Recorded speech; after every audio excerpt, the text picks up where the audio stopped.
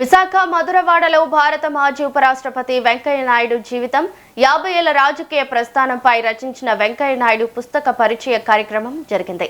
Senior పాత్రికేయులు మాసర్మ రచించిన ఈ పుస్తకాన్ని సాయి ప్రియ రెస్టార్ట్ లో ఆవిష్కరించారు. ఈ కార్యక్రమానికి శాసన సభాపతి చింతకాయల అయ్యన్న పాత్రుడు ముఖ్య అతిథిగా హాజరయ్యారు. టీడీపీ రాష్ట్ర అధ్యక్షుడు పల్లా శ్రీనివాసరావు అధ్యక్షత వహించారు. ఇక పలువురు మంత్రులు, ఎంపీలు, ఎమ్మెల్యేలు, ప్రముఖులు పాల్గొన్నారు.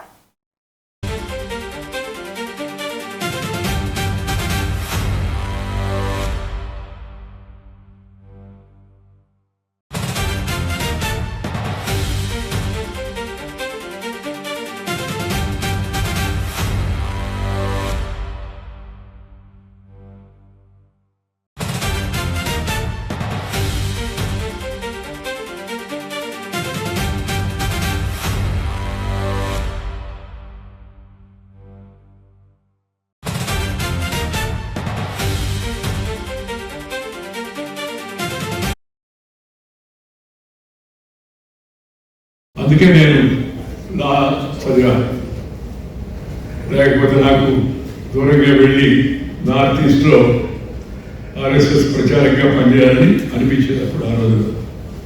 కానీ మా అమ్మ కోరిక దృష్టిలో పెట్టుకొని విశాఖపట్నంలో ఆశగా ఈ విశాఖపట్నం నాకు ఎంతో విజ్ఞానాన్ని అందించింది, మంచి స్నేహితులను కూడా అందించింది, మంచి గురువులు కూడా అందించింది. కళాశాలలో, విశ్వవిద్యాలయంలో అనేక మంది ఆ రోజుల్లో అధ్యాపకులు వాళ్ళందరితో సన్నిహితత్వాన్ని పెంచింది. అందువల్ల లోకజ్ఞానం బాగా పెరగడానికి, విషయ పరిజ్ఞానం పెరగడానికి విశాఖపట్నం కారణం అని చెప్పని నేను ఎప్పుడు భావిస్తూ ఉన్నాను. పరిచయం అనే కార్యక్రమం ఎందుకు పెట్టామంటే, పుస్తకం విడుదల చేశారు కదా, అందరూ నాతో కలిసి పనిచేసిన వాళ్ళు, గవర్నర్లు, కేంద్ర మంత్రులు, పార్టీ నాయకులు అందరూ కలిసి విడుదల చేశారు. ఎందుకంటే పివి నరసింహారావు కూడా ఆయన రాసిన పుస్తకం పరిచయం అనే పేరుతో అనేక రాష్ట్రాల్లో కార్యక్రమాలు పెట్టాడు. ఎందుకంటే మరింతగా జనానికి దగ్గర కావాలంటే మనం ఎక్కువ చోట్ల ఉండే రోజు. ఈ పుస్తకానికి చాలా మంది పుస్తకాలు రాస్తుంటారు, చాలా మంది పుస్తకాలు విడుదల చేస్తుంటారు.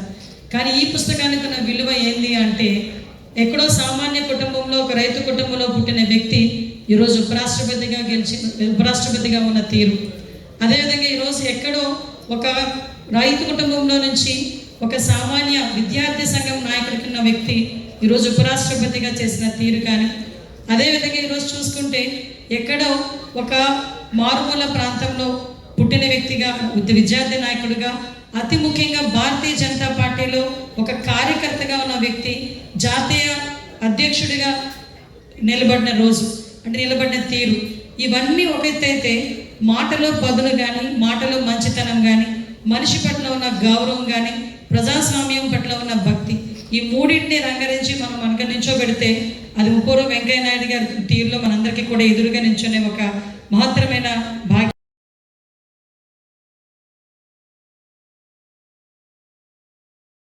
ఉపరాష్ట్రపతి కుర్చీ అక్కడ వరకు వెళ్ళారంటే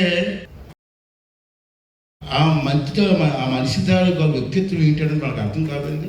అయితే ఒక మాట అన్నారు సార్, మీకు ఒక విషయం చాలాసార్లు, నేను 1972లో మీరు జయాంధ్ర మూవ్మెంట్ స్టార్ట్ చేశారు.